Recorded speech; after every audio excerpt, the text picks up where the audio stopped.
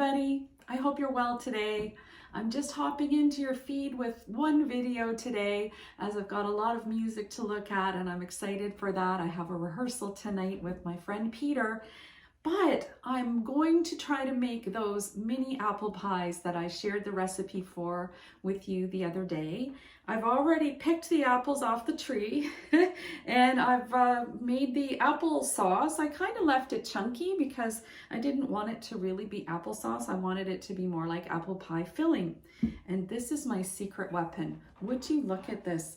Murphy's Law apple pie, 22% alcohol. I just put a couple of teaspoons in, so don't worry, it's not gonna, do anything to you, but it will make it very, very tasty.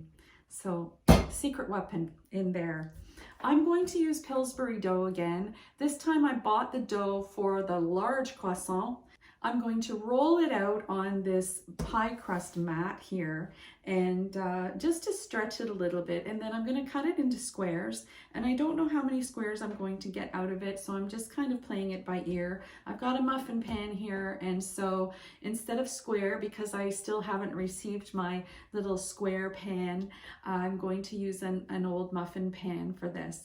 And I'm excited because I'm going to bring these across the street to a neighbor of mine who just made an incredibly generous donation to my Anne Frank project. So I want to treat him and his staff to a little bit of a sweet. I feel like I'm beginning to become an expert on these puff pastry containers and getting the dough out of them. It's tricky. There we go. Okay, so here's the dough. I honestly have hardly ever worked with this stuff, so I don't know how it's going to present or what it's going to do for me, but I'm going to try my very best to, oh, look, I see. This makes for very big croissant, and I don't really want that. I want a little bit of a rolled out crust here. I heard that you can get this kind of pastry without any perforations, and unfortunately I did not see that in the store that I was in today, but I think that my rolling pin would probably do the trick just to meld this a little bit together, and that would give me a bit more of a square pastry to work with.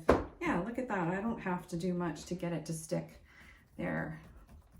Okay, so rolling pin in hand, let's go. Let's see how it stretches. Oh, that's not bad. Whoops, that's not bad so far. Oops, I better slow it down. Be more gentle.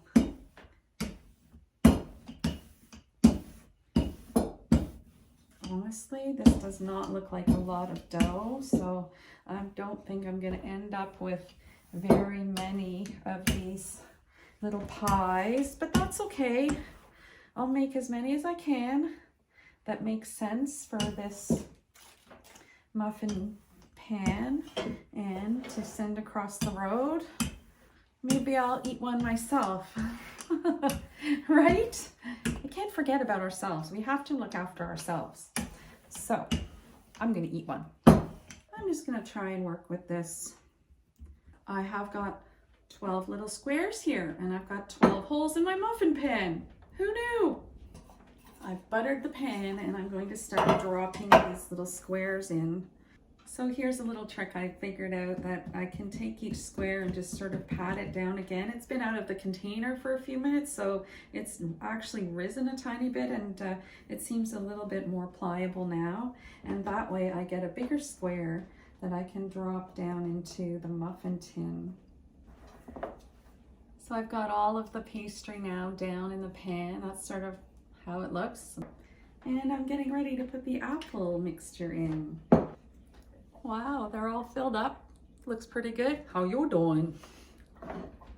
I'm gonna fold the corners over for each little pie and make a little peak in the center. There must be a science to this. Kind of like a diaper. Hopefully the filling isn't the same. Turns out these are super easy to do. It's very easy to work with this crescent roll pastry. I'm still new at that, but I'm loving it, and I'm going to do more. Now I'm going to just stroke a little bit of egg on top of each one. Also, I'm going to sprinkle on some turbinado sugar. It's the big crystals, and I am sure it will stick better if there's just a little bit of egg on top of these. And some cinnamon to finish it off. I'm just putting a little bit in my hand, and I'm gonna go around these now with the sugar. And yeah, I really like the crunchy texture of this sugar, like when you get an apple turnover at Tim Hortons and it has this on top. Oh, so good. These are my very own apple turnovers, but they're not really turnovers. They're more like apple diapers. Oh my goodness, I make me laugh. And a bit of cinnamon. There you go. There's a close-up look at how they are before they get baked. In they go, 350 for 17 minutes or so. I'm gonna be checking them though. Oven is singing. Oh, they look really nice. They're bubbling a little bit. They're nice and brown and inviting looking. They aren't squishy anywhere really. Eris is going to be disappointed because I'm giving 10 of these away and only keeping 2 for us. He wants to go out and buy ice cream. I'm like, no. So I'm just gonna let them sit in here and cool off for a few minutes before I try to get them out. I have to say I'm a little bit delighted about this. They turned out really nicely. They look fantastic. They smell good. So this is going across the road. And the folks across the road have devoured them already. Thanks for watching.